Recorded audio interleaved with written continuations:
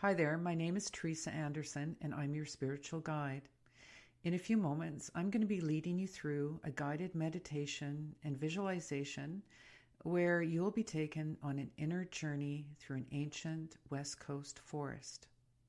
Before I take you there, I want to invite you to set an intention to amplify your multi-sensory systems of smell, touch, inner seeing, and hearing. Setting this intention can help you to immerse yourself more deeply into this experience. For sometimes in our lives, we can feel in need of a timeout in order to refuel our energies, especially after the brunt of a challenging or frustrating day. A day that has perhaps even left us feeling a little burnt out after too much activity or stimulation. Sometimes knowing that there is a sanctuary, a place of refuge, a place of rest, and a place where you can feel at peace is what is needed. Today, this podcast will provide you with an ancient forest experience, one that I hope will offer you a sanctuary experience that you will want to access whenever you're in need of a well-deserved timeout to become more revitalized and recharged. Take a moment now to imagine what the colors might be like within an ancient West Coast rainforest. What magnificent scene might you find there? Just start to perceive and feel into what is there percolating and bubbling up. Are there rich, dark shades of greens and lighter greens that you see? What color is the forest floor? Just know there are no right or wrong answers. So now, in order to prepare you further for this guided meditation and visualization, make sure that you're not driving a vehicle or operating any machinery. You'll want to find a space where you know that you will not be interrupted for the next 20 minutes or so. Turn off any cell phones or electronics. As you explore this guided visualization, I invite you to be curious and to trust yourself if you receive anything like impressions or hunches or new perceptions about something. Note too that it's also okay if you feel you don't perceive very much. Things may bubble up after the visualization, and I encourage you to be curious and open as they do. Remember that you can come back and listen to this meditation and visualization as often as you would like. So now find a relaxing space, and if you need to take a few moments to find a quiet, private space where you know you can relax into, then you can pause the recording while you organize this. Then come back to the recording where we will continue together. And once you are in a relaxing space, make yourself comfortable. For example, you can sit up or you can lie down. You just don't want to fall asleep. And I invite you now to close your eyes and listen to my voice and just begin noticing how you're breathing. Just notice you're breathing in and out. There's no special way to breathe. Just breathe. And notice as you are breathing, you are becoming more and more relaxed. Trust that you will remember what you need to during this exploration. You can make notes after the experience if you would like. If you haven't already done so, now close your eyes and take a couple of deep breaths and feel yourself relaxing more. You find yourself inside a National Parks Forest Information Welcome Center. There you are met by your guide today. His name is Cedric, and he is a well-known guide of this ancient West Coast forest. Cedric explains that this pristine, ancient forest has a variety of tree species. Next, he shows you a pamphlet of some of the tree species that grow in this ancient forest, and he points out a few of the tree species like cedar trees, Douglas fir trees, Sitka spruce, and shares pictures as well as some of the key tree descriptions for each of the many types of trees. Then Cedric asks you to imagine all the different kinds of trees that might be found around the world. Cedric loves all kinds of trees himself and invites you to imagine If you were to think of yourself as a kind of tree, any kind of tree, what tree do you think you would be or like to be, and why? You may need to think and reflect upon this question, and you can do this even after you leave this space. Next, Cedric recites this inspirational quote about trees. Be like a tree, stay grounded, connect with your roots, turn over a new leaf, bend before you break. Enjoy your unique natural beauty. Keep growing. By Joanne Raptis.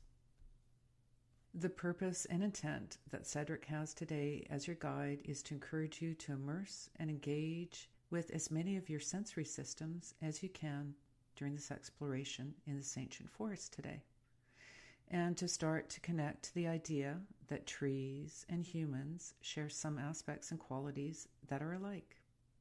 Cedric offers that there are two main varieties of trees, deciduous and coniferous. Deciduous refers to any tree that drops its leaves in the fall and goes dormant during cold weather. When the weather warms, deciduous trees produce new leaves. Although most deciduous trees are broadleaf trees, this is not always the case. Some trees with needles are also deciduous trees. Coniferous trees. These are often referred to as evergreens, and the name is associated with trees that have needles instead of broadleaf flat leaves.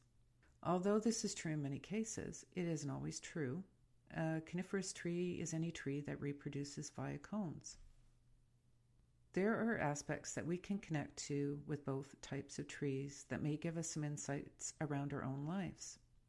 Cedric points out some of the deciduous trees that are starting to change color in this forest area. And of course, they will soon lose their leaves as part of the life cycle of the trees as it is now fall. Cedric points out that the deciduous trees in some areas go through 4 distinct seasons very visibly. In this area, there are 4 distinct seasons that can be witnessed regarding these trees.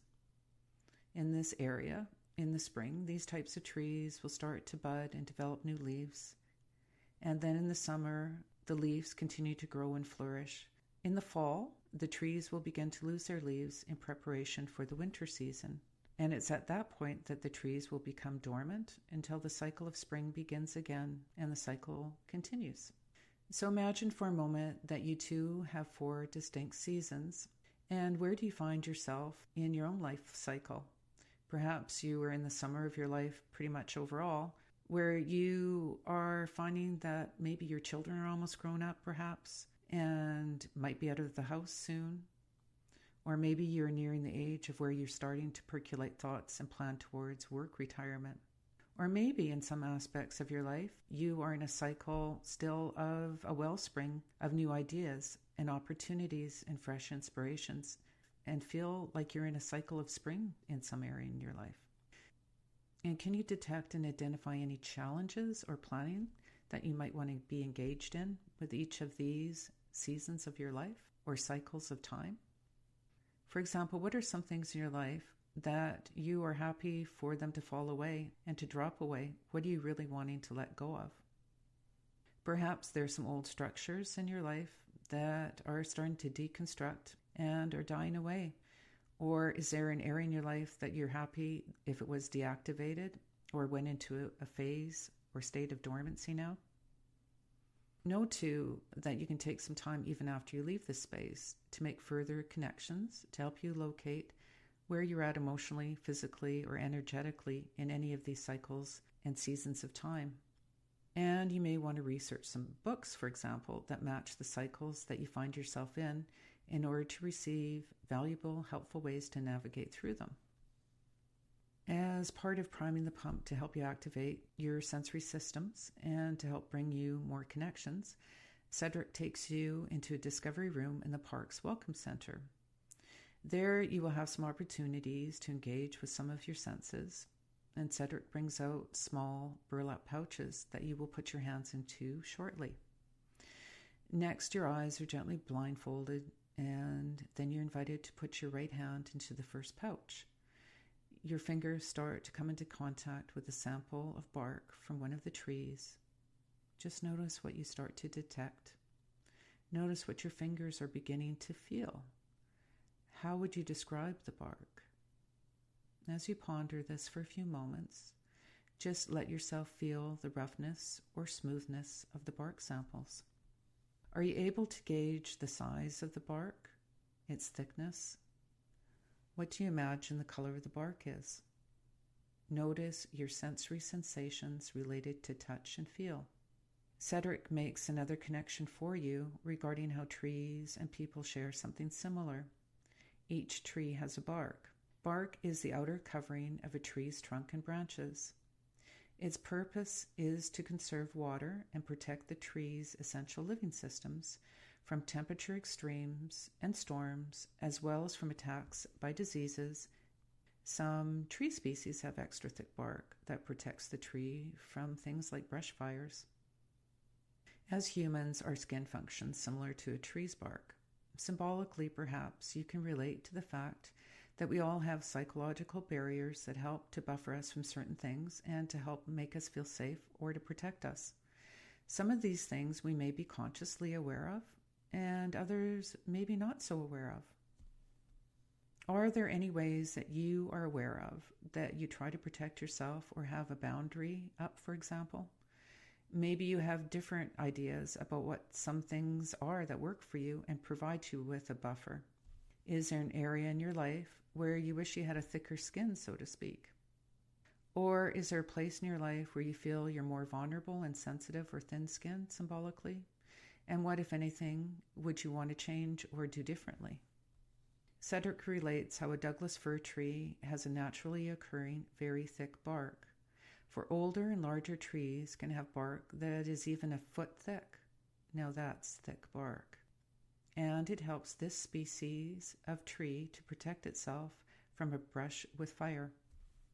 You might even be able to come up with an example of a time in your life that you had a thick skin like a Douglas fir tree. And if so, can you recall what really got you through that fiery time in your life? When you felt under siege, perhaps, or even very challenged. You might have had a fire scar, so to speak, but you didn't burn down to the ground.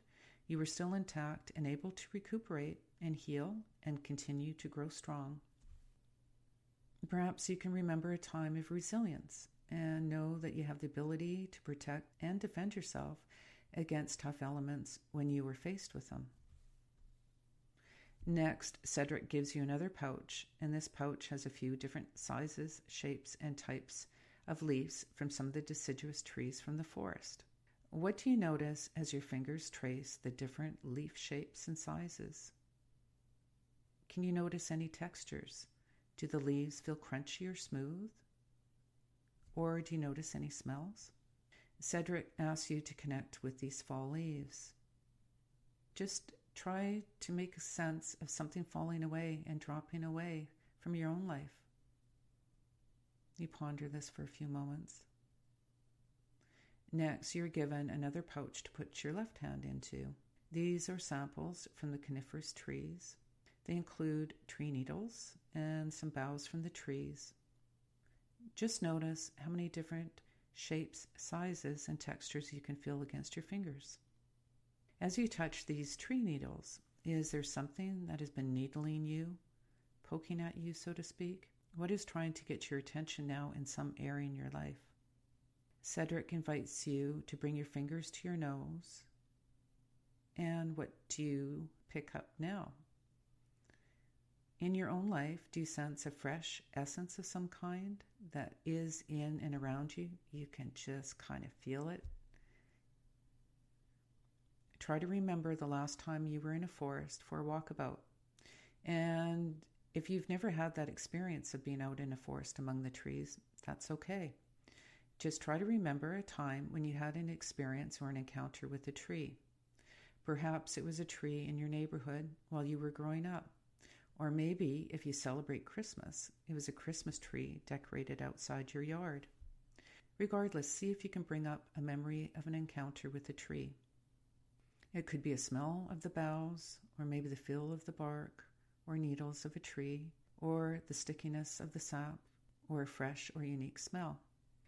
Next, Cedric tells you that you're ready to enter into the ancient forest. You enjoy walking for a while, taking in all kinds of sights, smells, and sounds that are surrounding you. Next, as you turn the corner to the left, you follow a forest path and find yourself in a tall grove of ancient cedar trees. Cedric, who is behind you, invites you to move closer to the middle tree that is over 800 years old. Perhaps you feel a sense of awe as you notice that the tree has a vast, wide trunk that seems to dwarf you as you stand beside it now. For a few moments, you take in the depth and breadth of this sturdy tree. Maybe you're starting to intuit and sense a kind of wisdom that seems to be emanating from this grove of trees. You too have wisdom. What kind of wisdom have you accumulated over your lifespan that has served you well? Keeping in mind that there are all kinds and facets to wisdom, like body wisdom, paying attention to your gut's wisdom, life knowledge, and what you know now to be true for yourself. Maybe there's some phrases that really resonate deeply with you. And who do you sometimes turn to that represents a wise mentor or a person who can help to guide you during tough, rough patches? Who or what in your life provides you with a strong, sturdy, dependable presence, a presence that you feel secure and safe, and that when you're experiencing challenges, you can lean into? How have you shared your wisdom or wise counsel with others? It might be interesting for you to come up with a few examples and to take stock around all of this. Cedric now has you mimic his actions.